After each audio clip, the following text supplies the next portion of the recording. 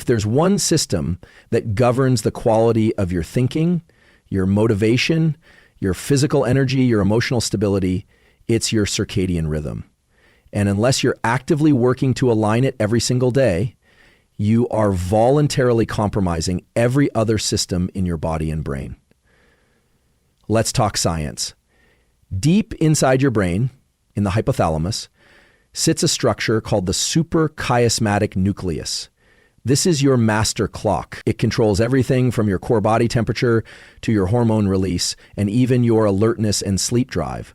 And what calibrates this clock? The single most powerful input is light. Not just any light. Natural sunlight entering your eyes in the early part of the day. When you wake up, the first thing you should do, before you check your phone, before you make coffee, is get outside and get sunlight into your eyes. You don't have to stare at the sun. In fact, you shouldn't. But you do need to be in bright ambient light outdoors, not through a window, not through sunglasses, just raw sunlight directly to the retina. This sends a signal to your brain that says the day has begun. This triggers a cascade of neurochemical events, including the release of cortisol, not in a stress-inducing way, but in a way that sets a healthy baseline for alertness, focus, and immune function. This morning light also initiates a timer. Roughly 12 to 14 hours later, your brain begins to release melatonin, the hormone that makes you feel sleepy and prepares your body for rest. So if you want to fall asleep easier at night, stop focusing only on what you do in the evening. The truth is, sleep starts in the morning. Now, let's zoom out. Most people think sleep is a passive process. You lie down, shut off, and hope for the best. That's not true. Sleep is actively regulated by your behavior throughout the day. Caffeine intake, exercise timing, light exposure, emotional stress, all of it feeds into the system. So to work on your sleep-wake cycle daily means managing all of these variables with intention. Wake up at the same time every day, even on weekends. This isn't about being rigid. It's about anchoring your biology. Irregular wake times lead to circadian misalignment, which can reduce sleep quality by up to 30% and impair cognitive performance just as much as moderate sleep deprivation. Consistency here creates predictability in hormone release. Dopamine, serotonin, and melatonin all work in harmony when the timing is stable. In the evening, begin to dim the lights around 8 or 9 p.m., especially overhead. Why? Because light, especially blue light from screens or LEDs, suppresses melatonin. Just a few minutes of bright artificial light at night can delay your natural sleep onset by 90 minutes. This isn't about blue light glasses or gimmicks. It's about environmental control. Shut down unnecessary lighting. Create a cave-like atmosphere. Your brain will begin to recognize it's time to transition into rest. Your temperature matters too. Your body needs to drop in core temperature to initiate sleep. That's why a warm shower or bath before bed actually helps. It causes a subsequent drop in core body temp when you step out, signaling to your brain that it's time to power down. Avoid caffeine past the early afternoon. Caffeine has a half-life of 5 to 6 hours, meaning even if you don't feel it, it's still blocking adenosine, the molecule that builds sleep pressure and makes you feel tired. If you're drinking coffee after 3 p.m., you are likely interfering with your sleep architecture. Understand this, high-quality sleep isn't a luxury. It's a requirement for high performance. Every decision, every movement, every thought you'll have today is filtered through the lens of how well you slept last night.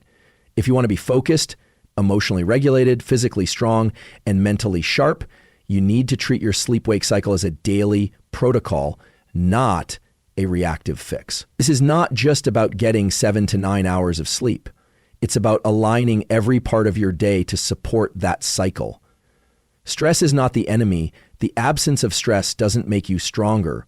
Strategic exposure and intentional regulation do. What destroys performance is unmanaged stress and chronic cognitive overload.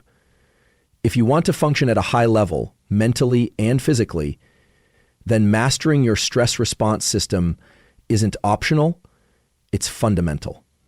Let's ground this in the biology. You have a system called the autonomic nervous system, divided into two main branches, the sympathetic, often referred to as fight or flight, and the parasympathetic, the rest and digest system. Neither one is inherently good or bad. The key is flexibility, your ability to move between these states at will. That's called autonomic control, and it's a skill. You can train it. Most people live in a state of chronic sympathetic overdrive. Email notifications, endless multitasking, poor sleep, and internal rumination keep their system stuck in a high electra loop. That's not sustainable. Over time, this leads to cognitive fatigue, emotional volatility, poor memory, and eventually burnout. Why?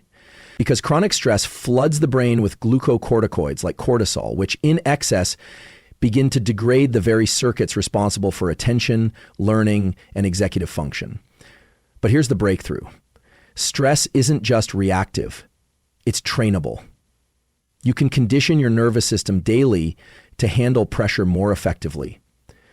One of the most powerful tools for doing that is deliberate breath work, specifically what's known as the physiological sigh.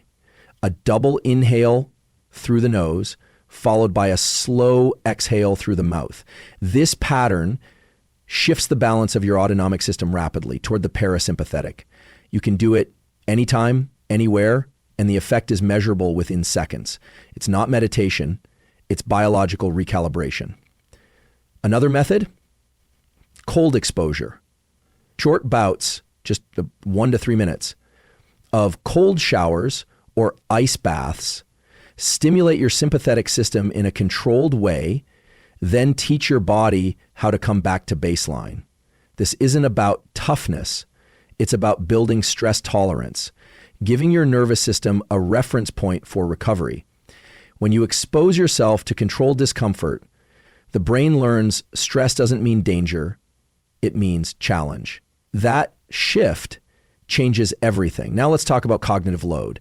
Every decision you make, every notification you respond to, every context switch carries a metabolic cost. The prefrontal cortex, the region responsible for planning, impulse control, and decision-making, gets overloaded easily when forced to multitask. You think you're being efficient, but you're just exhausting your mental bandwidth. The solution isn't to do more, it's to prioritize focus, one task, one block of time with no distractions. This is called single tuking or deep work, and it works because it allows the brain to operate in a high efficiency, low drag mode. That's how neural pathways become efficient. That's how meaningful output happens. If you want your brain to operate like a high performance machine, stop flooding it with garbage input all day long. There's also something called decision fatigue, the gradual erosion of quality in your choices throughout the day. The antidote? Rituals and systems. Automate low-level decisions. What you eat for breakfast, what you wear, your morning routine. So your cognitive fuel is reserved for the things that truly move the needle. Protect your decision-making capacity like it's a finite resource, because it is. Emotionally, managing stress also means addressing your interpretation of stimuli. Stress isn't just what happens to you. It's how your brain tags it. This is called top-down modulation. Your prefrontal cortex can reframe experience, downregulate limbic reactivity, and modulate the fear response. Practices like cognitive reappraisal, journaling, or structured reflection aren't fluffy. They're scientifically validated tools for emotional regulation. And the more consistently you engage them, the more resilient those circuits become. This is not about avoiding challenge. It's about meeting challenge with nervous system intelligence. It's about actively training the mind and body to recognize when to push, when to pause, and how to recover, so you can go again with clarity, energy, and precision. Every day, your brain is changing, not metaphorically, literally. Connections between neurons are being strengthened, weakened, created, or eliminated. This process is called neuroplasticity, and it is the biological foundation of learning and skill acquisition. The key isn't whether your brain can change, it's whether you are deliberately influencing that change through focused effort. Most people consume information passively, scrolling, grazing, listening with one ear while multitasking. But the brain doesn't rewire through exposure, it rewires through intense, focused engagement. Plasticity is gated by attention. That means unless you are applying your full cognitive resources to the task, the circuitry responsible for that skill or that knowledge doesn't get reinforced. Emotional calibration requires internal awareness too. You must become skilled at recognizing your own emotional signals, changes in heart rate, muscle tone, facial tension, breathing patterns. These signals provide real-time feedback about your nervous system state. Are you in sympathetic overdrive, anxious, reactive, defensive, or are you in a parasympathetic state? Calm, receptive, adaptive. Emotional calibration is not about suppressing feeling. It's about observing them without being consumed, then regulating through breath, language, or relational input. Breathing, in particular, is one of the fastest ways to recalibrate your nervous system. Shifting to deliberate nasal breathing, extending the exhale longer than the inhale, or performing 1 to 3 rounds of physiological sighs can activate the vagus nerve, slowing heart rate, and rebalancing emotional state. This is especially useful before or after a challenging interaction. It allows you to process emotion rather than amplify it. You also calibrate emotionally through boundaries and discernment. Not all social interaction is nourishing. Relationships that are built on resentment, comparison, or emotional volatility can destabilize your nervous system. Chronic exposure to such dynamics leads to elevated baseline cortisol, heightened amygdala reactivity, and reduced capacity for focused work or recovery. Calibration isn't just about connection. It's about choosing the right connections. Your nervous system tracks patterns. If you're surrounded by people who are consistently anxious, scattered, or negative, your brain will begin to normalize those patterns and adapt to them. But when you expose yourself regularly to calm, clear, emotionally intelligent individuals, people who model regulated behavior, self-awareness, and positive agency, your system tunes to that frequency. That tuning is what gives you emotional bandwidth and resilience over time. Social connectivity is also a dopaminergic amplifier. Positive social feedback, being seen, heard, or understood, boosts dopamine and serotonin, reinforcing behaviors that promote connection and purpose. This creates a loop. Positive emotion reinforces social action, which reinforces brain chemistry, which reinforces behavioral motivation. But this loop only builds if it's nourished consistently and intentionally. Finally, emotional calibration depends on your ability to generate meaning through connection. This means bringing presence to your conversations, taking responsibility for your role in relational dynamics, and learning how to repair ruptures when they occur. Emotional intelligence is not innate. It's trainable. And it is one of the most reliable predictors of long-term mental. Now consider the concept of intermittent fasting not as a weight loss gimmick, but as a way to improve metabolic flexibility and enhance neuronal resilience. When you refrain from eating for extended periods, say 12 to 16 hours, your body begins to shift into a mode where it upregulates autophagy, clears damaged cells, and increases mitochondrial. Fasting also promotes a state of mild stress that actually primes your brain for better learning and focus, due in part to increases in norepinephrine and BDNF. But timing alone isn't enough. You must also understand the role of dopamine discipline in nutrition. Dopamine is your brain's primary reward molecule. It gets released when you pursue and achieve goals, when you experience novelty, and when you consume highly palatable foods. The modern food environment hijacks this system. Processed sugar, artificial flavors, and ultra-palatable combinations of salt, fat, and refined carbohydrates create an unnatural dopamine spike. The problem is not the spike, it's the crash.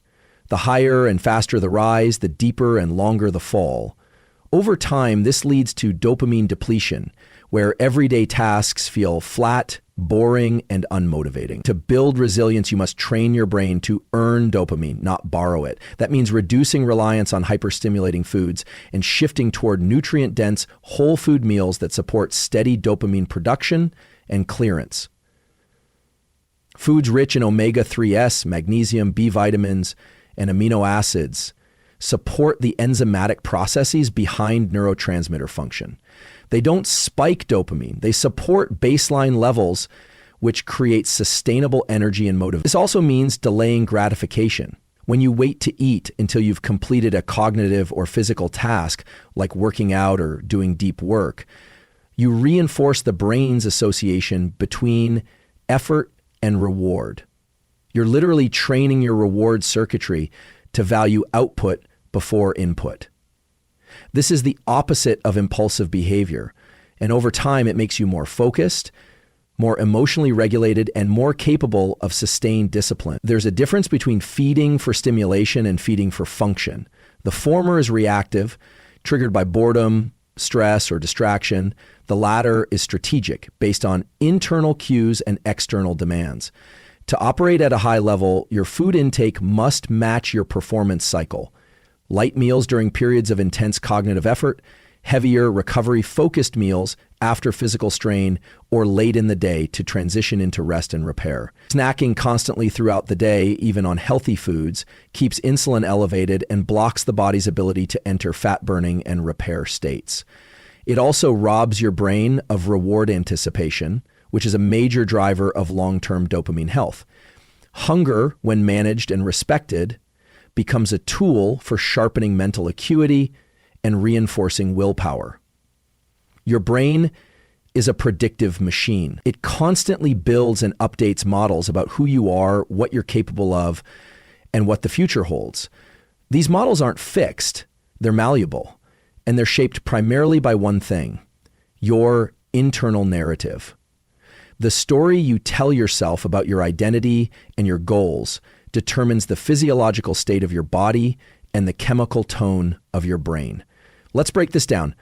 Neurologically, the prefrontal cortex, especially the dorsolateral and ventromedial areas, plays a major role in planning, self-reflection, and future thinking.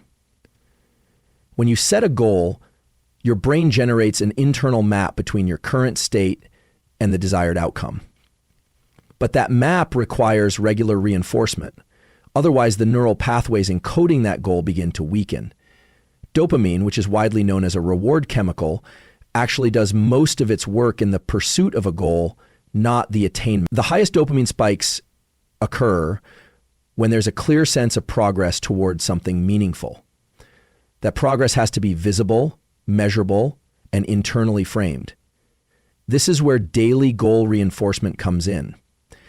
The act of writing, visualizing, or verbally affirming your goals activates the default mode network, as well as circuits associated with motivated behavior. It's not about wishful thinking. It's about creating a high-resolution cognitive representation that your nervous system can orient itself toward. The more detailed the image, the more tightly the brain will couple it with real-world feedback. This sets up a predictive error signal, a gap between where you are and where you want to be that drives adaptation. But there's a trap. If your internal narrative is misaligned with your goals, you create cognitive dissonance. If your self-talk is dominated by doubt, avoidance, or shame, it doesn't matter what goals you write down, your nervous system will resist them. The amygdala, which detects threat, will treat those goals as stressors rather than opportunities. That leads to self-sabotage, procrastination, and withdrawal. This is why internal narratives must be audited regularly. You need to build a feedback loop where your thoughts reinforce your behaviors and your behaviors reinforce your thoughts. Now, not all narratives are verbal. Many are somatic. Your posture, your breathing patterns, your facial expressions all send real-time signals to the brain that affect your emotional tone and decision-making. A slouched posture, shallow breathing, or averted gaze all signal low confidence and high threat. Over time, your body becomes a container for your story. You can't change the narrative in your head while reinforcing the opposite story with your physiology. That's why goal reinforcement has to be full spectrum: mental, emotional, and physical alignment. One of the most effective tools for updating internal narratives is visualization with physiological coupling. This means imagining yourself executing the behaviors that support your goals while also engaging in the physical and emotional states that match success. You don't just see the outcome, you simulate the process, the exertion, the resistance, the focus, the recovery. This engages the same neural circuits as the real activity, strengthening the motor plans and emotional schemas required to take action under pressure. Also critical is tracking wins, no matter how small. Micro wins fuel the dopamine system. The brain tags progress, not perfection. When you close a loop, complete a task, overcome a challenge, stay consistent, you get a small chemical reward. When you acknowledge it, even briefly, you reinforce the behavioral loop. This is not about ego. It's about wiring. Dopamine release strengthens the association between effort and reward, making you more likely to repeat the behavior. Lastly, the language you use with yourself matters. Words are not neutral. When you say, "I can't," "I always mess this up," or "I'll never get there," you're not just expressing frustration, you're programming your nervous system for inaction. Self-directed language activates brain regions involved in prediction and emotional regulation. You must speak to yourself in a way that reflects your trajectory, not your past limitations. This isn't about blind positivity, it's about conscious conditioning. You don't lie to yourself, you speak from the version of yourself you are building through deliberate action and daily reinforcement. Human beings are biologically wired for connection. The brain evolved in social environments, not in isolation. Your nervous system constantly tracks social cues, facial expressions, tone of voice, eye contact, posture, and uses that data to determine safety, trust, belonging, and emotional regulation. The quality of your relationships directly influences the architecture and chemistry of your brain. It is not an exaggeration to say that your social environment is one of the most powerful regulators of your psychological and physiological state.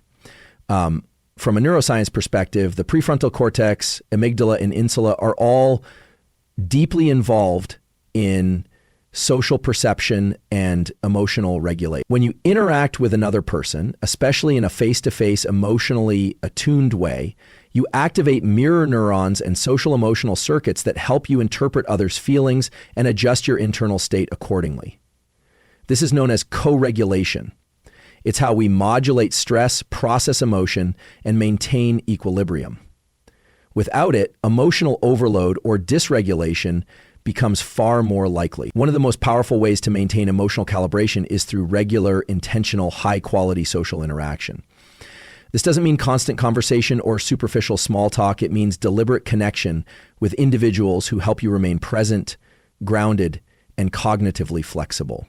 It can be a short, focused conversation, a shared physical activity, or even a moment of nonverbal synchrony like shared eye contact or laughter. These micro moments of resonance release oxytocin, a neuropeptide that fosters bonding, reduces anxiety, and lowers the stress hormone cortisol. There's a window of time, roughly 90 minutes per day, when you can deliberately push your brain to adapt. This is when you're alert yet calm, and your mind is primed for focused learning. It could be early morning or late afternoon, depending on your chronotype. But once you identify that window, you protect it. no distractions, no switching tasks. You enter what's called high concentration states. And this is where real neuroplastic change happens. The neuromodulator acetylcholine plays a critical role here. It sharpens the signal to noise ratio in the brain. When you engage in a task that requires effortful focus, learning a new language, solving a difficult problem, practicing a motor skill, acetylcholine is released in specific cortical areas to mark those synapses for change. It literally flags what should be wired in. So when you're learning, you're not just downloading data, you're rewiring your brain at the cellular level. But here's what most people get wrong. They chase comfort in learning. True skill acquisition lives in the zone of discomfort, where failure is not only possible, it's frequent. That's not a sign you're doing it wrong, it's a sign you're doing it right.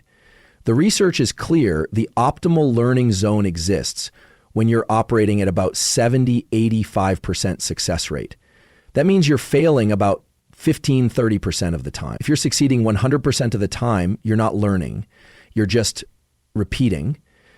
In terms of structure, learning is not an all-day process. It's an intense, time-bound block followed by rest and consolidation. After focused effort, the brain needs downtime, either passive rest, a non-cognitively demanding walk, or even sleep to reinforce the neural connections that were just activated. This is when spaced repetition and consolidation occur. Without this phase, the learning doesn't stick. Repetition is critical, but repetition without variation creates diminishing returns. If you're learning a motor skill, vary the context. If you're studying theory, interleave topics. The brain encodes information more robustly when it has to reconstruct, not just repeat. Retrieval practice, forcing yourself to recall from memory rather than rereading, activates the hippocampus and prefrontal cortex, building long-term retention. Another important factor is goal-directed learning.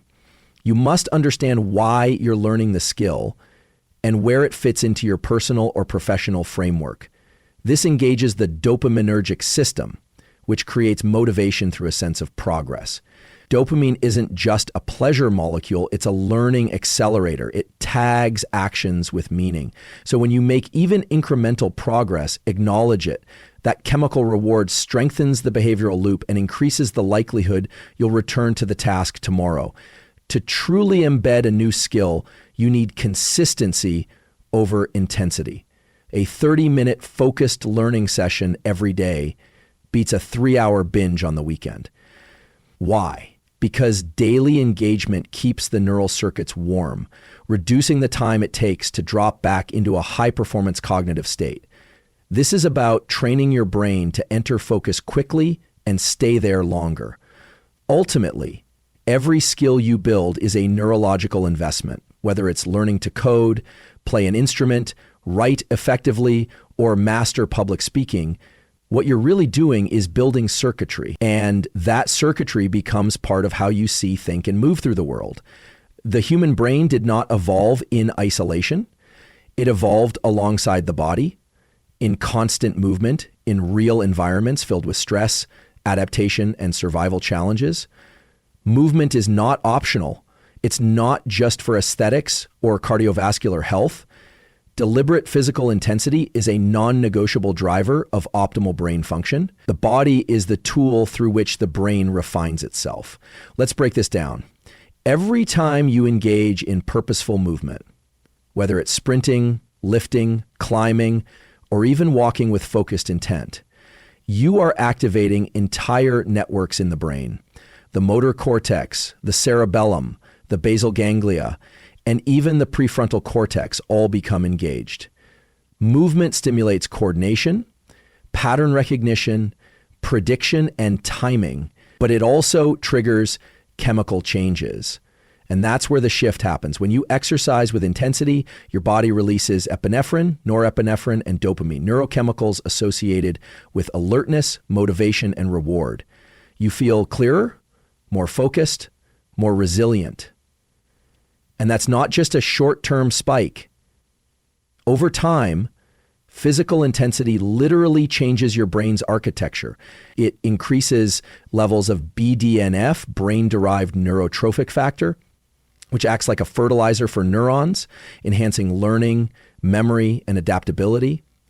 But it's not just about doing any movement.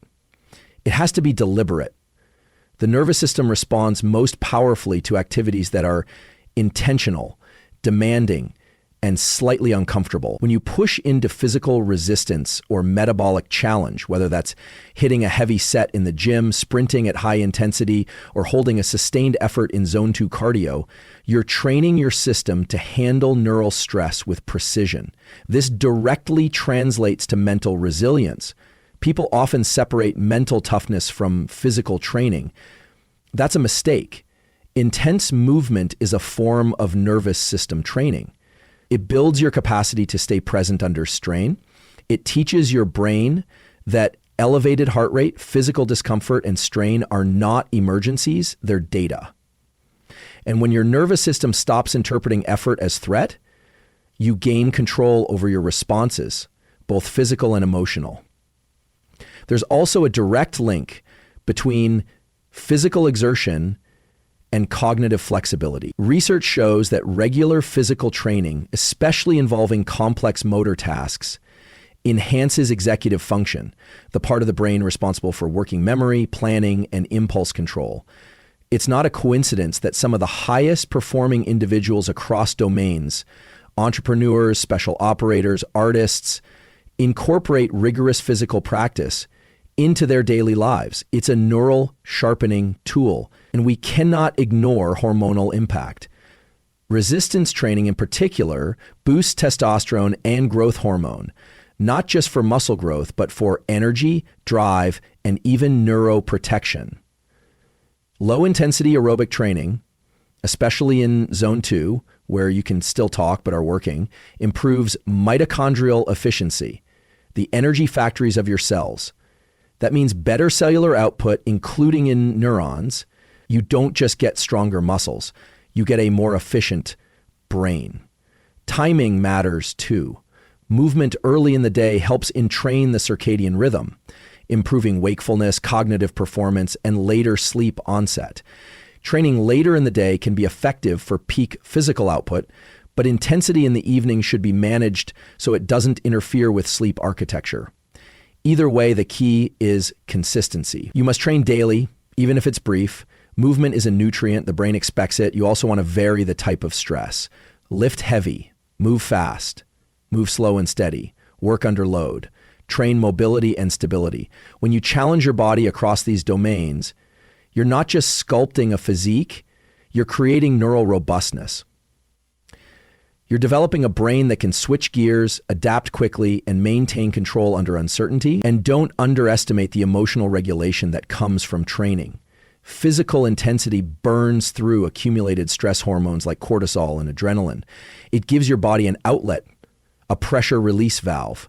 After movement, you're not just tired, you're chemically balanced. That feeling of calm after a hard session isn't psychological, it's neurochemical. Every bite you take is a biochemical signal. Food isn't just calories, it's information. And the way you time, select, and respond to that information has a direct effect on your metabolism, hormonal regulation, mental clarity, and most importantly, your dopamine system, which governs motivation, effort, and reward perception. Let's start with nutrition timing. Your body doesn't respond to food in the same way at all times of day. It operates on a circadian rhythm.